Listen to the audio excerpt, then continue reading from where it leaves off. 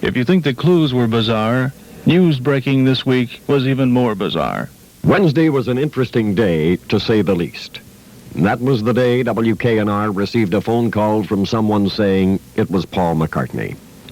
We still don't know if it was or wasn't, but the story went out to wire services, other radio and TV stations, and newspapers. It appeared from coast to coast that we had talked to Paul McCartney.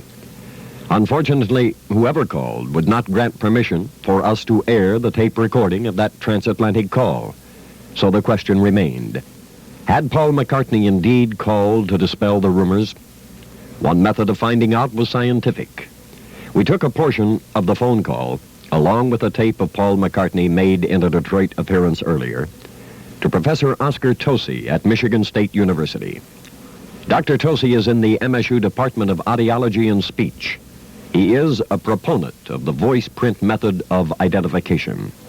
He ran his tests with WKNR News present, and reporter Brooker questioned him on the outcome.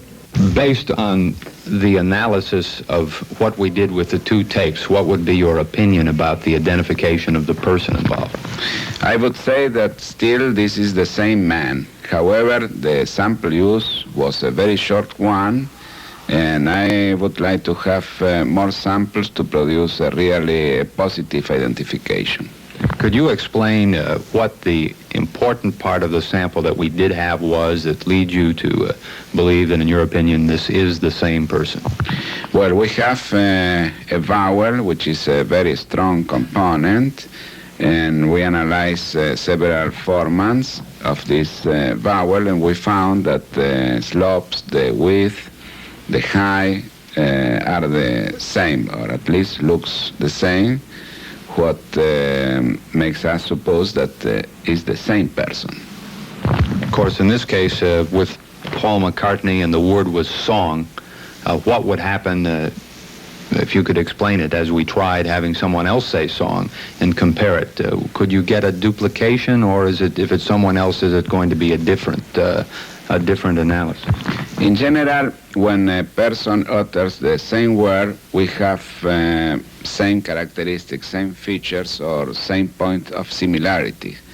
When a different person utters the same word, we have different characteristics. In spite of the spectrogram, we look in general the same, but the characteristics will be different in the same way as two faces has the same type of elements, eyes, nose, but they look different. What would be the possibility of comparing music? For example, you had a group of several persons who sang and you had instruments in it. Would it be possible to compare that to see if it was the same group, or even single out a person to see if the same person was in both? Well, in that case, all the harmonics of the different instruments and persons will mask one to each other, and they will yield very complex waves, so I would say that it would be almost impossible to analyze a single component of this group.